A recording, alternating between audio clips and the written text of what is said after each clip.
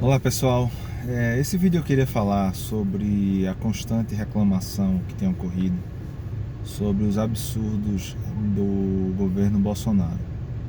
Tem um outro vídeo que eu fiz sobre a questão ilusória, de como usam a tática de mágico, a imprensa, o esquerdismo em geral, para focar apenas naquilo que eles querem que se foque, né? O exemplo que eu dei no vídeo foi de uma mão. O mágico geralmente ele usa uma mão e com a outra, assim, enquanto ele atrai a atenção do público para uma mão, a outra mão é que está de fato fazendo, digamos assim, o truque, né, que ele faz. E essa muitas vezes a tática que a esquerda usa em geral. Ela atrai o foco para algo específico e faz você esquecer o outro lado. E aí quando ela insiste naquilo, você acha realmente que aquilo ali era tudo que tinha, você se esquece dos outros. O que é que tem acontecido no Brasil ultimamente? A gente saiu de uma quadrilha que assaltava a nação na ordem dos bilhões de reais para um país que vai acabar, estou resumindo as histerias coletivas, né? Por exemplo, vai acabar toda a Amazônia. Vai acabar toda a Amazônia porque ele fez algo que pode ter algum resultado negativo. Vamos lá, vamos dar assim, uma lógica para a esquerda, que mexeu 2 ou 3 pontos percentuais em algo, e por causa desses 2 ou 3 pontos percentuais o apocalipse está na esquina. Então, assim, a questão básica deles é sempre atentar para um exercício de futurologia, porque nós temos que entender o contexto esquerdista brasileiro. O contexto esquerdista brasileiro as coisas que eram feitas não davam o resultado que se era para dar, mas elas estavam certas. Isso era um fato reforçado pelos jornais, reforçados pela academia, reforçados por todas as ordens jurídicas do Brasil, que majoritariamente são de esquerda.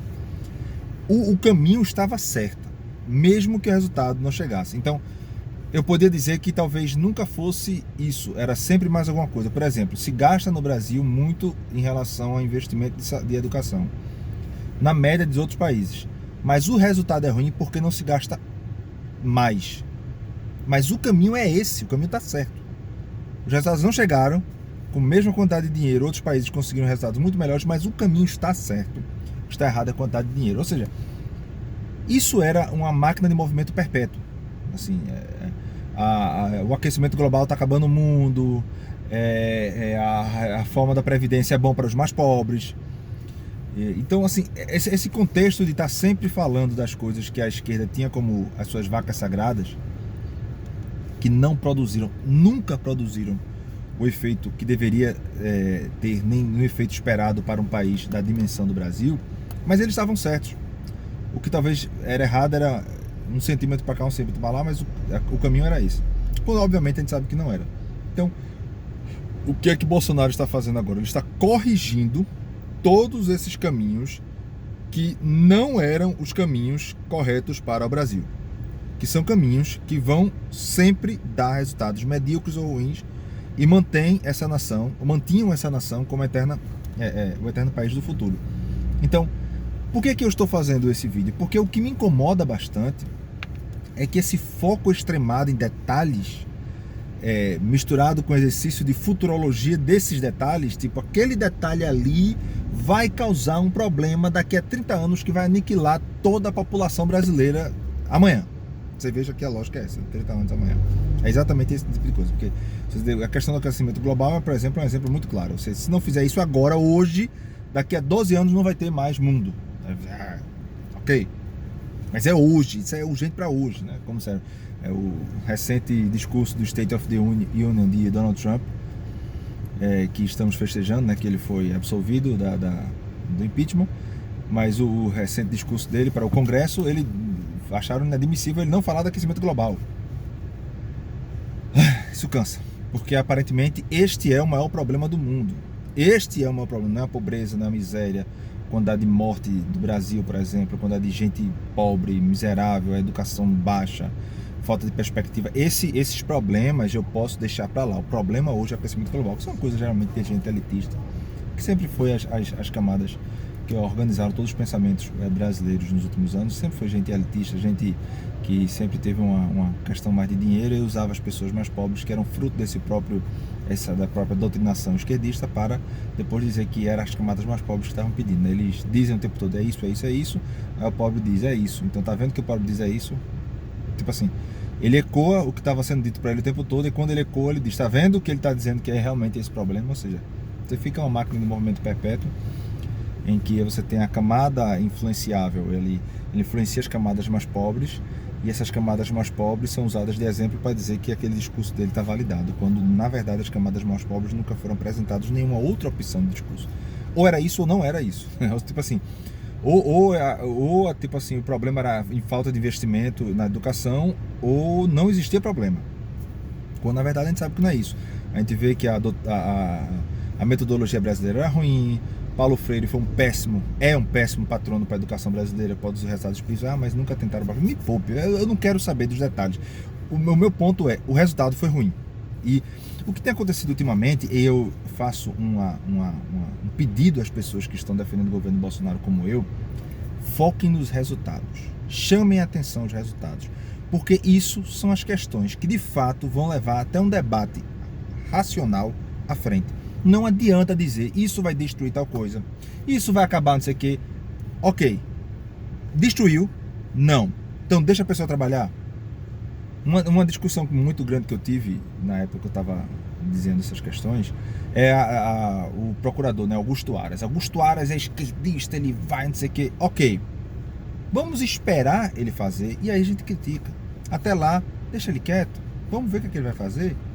Será mesmo que ele vai fazer tudo isso? Será que Bolsonaro ia colocar uma pessoa talvez por tamanha ingenuidade?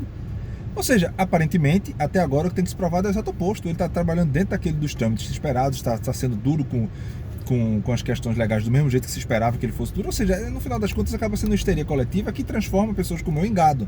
Porque simplesmente eu digo, olha, vamos dar tempo ao tempo, vamos ver o que é que vai acontecer, tá entendendo?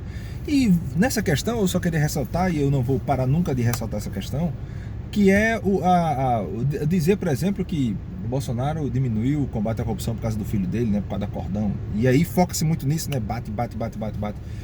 Nessa questão, não insiste nessa questão e esquece todas as outras coisas que ele está fazendo, como por exemplo, inclusive o neofascismo, né, que é antidemocrático, anti tudo, né, que é engraçado, eu vou falar outro vídeo engraçado, o antidemocrático dele é o fato dele talvez estar apelando a um público mais pobre, evangélico, católico, negro e de mulheres, e jovem. Ou seja, o antidemocrático é exatamente pegando as camadas que sempre foram consideradas camadas que sofriam, né, o famoso genocídio, né, essas coisas que a direita fala aí, assim por diante.